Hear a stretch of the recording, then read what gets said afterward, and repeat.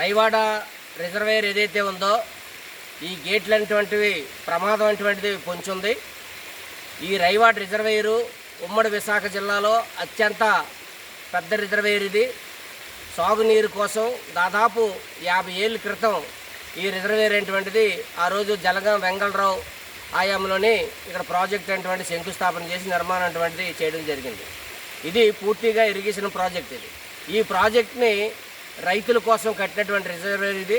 అప్పుడు దాదాపు 16,000 ఎకరాలకి సాగునీరు అందించాలని, అదనపాయి కట్టుకి 6,000 ఎకరాలకి సాగునీరు ఇవ్వాలని, దీంతోపాటు శారదా నది చుట్టుపక్కల ఉన్నటువంటి కోటాను కోట్లు జీవరాశులకి, అదేవిధంగా శారదా నది పక్కన ఉన్నటువంటి అనేకటువంటి గ్రామాలకి, ఇక్కడి నుంచి యలమంచిలి, మునగపాక, అదేవిధంగా రాంబిల్లి వరకు సాగునీరు అనేటువంటిది రైతులకు అందుతూ ఉంది. ఇటు సోడవరం అంతా ఉంది, దేవరాపిల్లి అంతా ఉంది, కోటపాడు అంతా ఉంది.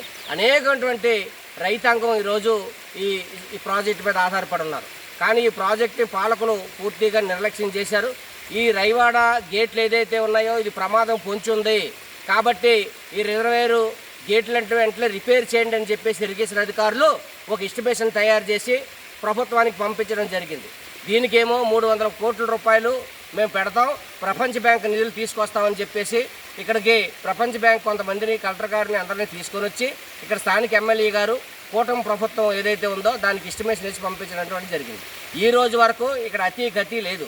రైవాడ రిజర్వేయర్ అనేటువంటి పుష్కలంగా నీటితో ఈరోజు ఉంది. మే నెలలోనే ఇంత నీరు ఉన్నటువంటి పరిస్థితి ఎప్పుడూ లేదు. ఈ సంవత్సరం పుష్కలంగా నీళ్ళు అటువంటి రైవాడ రిజర్వేయర్లో ఉన్నాయి. కానీ అటువంటి రిజర్వేయర్ని ఈరోజు పూర్తిగా పాలకులు పూర్తిగా నిర్లక్ష్యం చేసి దీన్ని వదిలేటువంటి జరిగింది. దీంతోపాటు విశాఖపట్నం 5.5 లక్షల మందికి ఈరోజు త్రాగునీరు అందుతుంది అని అంటే రైవాడ పుణ్యం అని చెప్పేసి మనం చెప్పొచ్చు. అందుకని ఈ రైవాడ రిజర్వేయర్ అనేటువంటిది పూర్తిగా వదిలేశారు. ఇది ప్రమాదం పొంచుంది. ఈ గేట్లు కానీ ఈ రోజు కానీ ఏదో రోజు ప్రమాదం వచ్చి గేట్లు కానీ ఓడగొడితే అనకాపల్లి పట్టణ ప్రాంతం అంతా కూడా పూర్తిగా స్మాష్ అయిపోద్ది. గతంలో మన విజయవాడ ఏ విధమైనటువంటి పరిస్థితి వచ్చిందో అంతకన్నా అత్యంత దుర్మార్గంగా అనకాపల్లి మొత్తం పట్టణం అంతా పోద్ది శారదా నది నుంచి నీళ్ళు వెళ్తే. దీంతోపాటు శారదా నది పరివాహ ప్రాంతం చుట్టూ ఉన్నటువంటి గ్రామాలు ఏదైతే ఉన్నాయో ఇక్కడ నుంచి వందలాది గ్రామాలు పూర్తిగా తుడిచిపెట్టిపోతాయి. లక్షలాది మంది ప్రాణ నష్టం అటువంటిది జరుగుద్ది. కానీ మేము ముందుగా హెచ్చరిస్తూ ఉన్నాం. ఇరిగేషన్ అధికారులు హెచ్చరించారు. ఈ గేట్లు ప్రమాదం ఉంది, 50 ఏళ్ళ క్రితం కట్టారు, లీకేజీలు ఉన్నాయి, మనకు స్పష్టంగా కనిపిస్తూ ఉన్నాయి ఇక్కడ. కాబట్టి పగుళ్ళు వచ్చాయి, ఈ గేట్లు బాగు చేయండి, రిజర్వేయర్ను ఆదుకోండి, రైతాంగానికి సాగునీరు ఇవ్వండి, విశాఖ త్రాగునీరు ఇవ్వండి అని చెప్పేసి ఇరిగేషన్ అధికారులు అడిగినా కానీ ఈ కూటమి ప్రభుత్వం పట్టించుకొని ఈరోజు డబ్బులు విడుదల చేసినటువంటి పరిస్థితి కనిపించట్లేదు. అందుకని వెంటనే ఈ ప్రమాదాన్ని పొంచి ఉన్నటువంటి రైవాడ గేట్లు ప్రమాదం ఏదైతే ఉందో దీన్ని వెంటనే ప్రభుత్వం ఆదుకోవాలి. వారి రైతాంగానికి తీవ్రమైనటువంటి నష్టం కలగకుండా, ప్రజల ప్రాణాలకు నష్టం కలగకుండా దీనికి వెంటనే డబ్బు శాంక్షన్ చేసి దీని వెంటనే నిధులు మంజూరు చేసి రైవాడ రైతులకి ఈరోజు సహకారం అందించాలని చెప్పేసి ఈరోజు సిపిఎం పార్టీ ఈ ప్రాంతం అంతా పరిశీలన చేసింది. చాలా క్షుణ్ణంగా, చాలా అత్యంత దుర్మార్గంగా ఈరోజు గేట్లు ఉన్నాయి. ఎక్కడికక్కడ గేట్లు మూసేసినా కానీ నీళ్ళన్నీ కూడా శారదా నది నుంచి ఊరకని పోతూ ఉన్నాయి. దాన్ని కంట్రోల్ చేయగలిగితే విశాఖ త్రాగునీటికి ఇంకా 5.5 లక్షల మందికి సాగు ఇవ్వచ్చు. రైతులకు 2 పంటలకు నీళ్ళు ఇవ్వచ్చు. ఒక పంటకే రైతులకు నీళ్ళు ఇస్తున్నారు, 2 పంటలకు నీళ్ళు ఇవ్వట్లేదు, వాళ్ళు ఏడుస్తూ ఉన్నారు. కాబట్టి అనేక మంది ఈరోజు కోటాను కోట్ల జీవరాశులు ఈ శారదా నదిలో నీళ్ళటువంటి తాగుతూ ఉన్నాయి. శారదా అనేటువంటిది చాలా పవిత్రమైనటువంటి నది. ఇటువంటి నదిని ఈరోజు పూర్తిగా అపవిత్రం చేసేసి ఈ గేట్లని ఈరోజు పూర్తిగా నాశనం చేసేసి తీవ్రమైనటువంటి ప్రమాదం పొంచుంది. కాబట్టి ప్రభుత్వానికి హెచ్చరిక చేస్తూ ఉన్నాం. కాబట్టి వెంటనే ఈ గేట్లకి డబ్బులు మంజూరు చేసి ఏదైతే రైవాడ రిజర్వేయర్ ఉందో దాన్ని పూడికి తీసి అన్ని విధాలుగా అభివృద్ధి చేయాలి. ఆ విధంగా అభివృద్ధి చేసి కూటమి ప్రభుత్వం ఈరోజు రైతాంగాన్ని తరపు నిలబడ్డాదని చెప్పేసి నిరూపించుకోవాలని చెప్పేసి మేము సిపిఎం పార్టీగా ఈ ప్రభుత్వాన్ని హెచ్చరిక తెలియజేస్తూ ఈరోజు డిమాండ్ చేస్తా ఉన్నాం.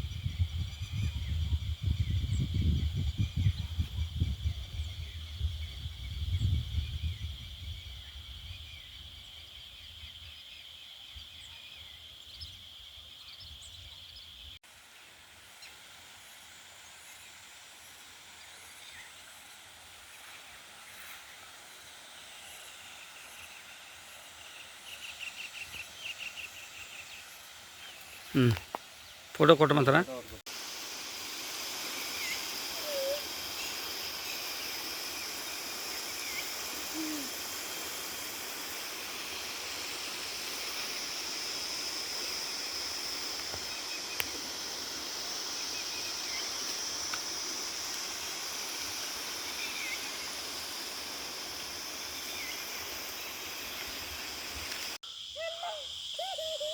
అంటే అక్కడ కూడా నిల్చోబెట్ట.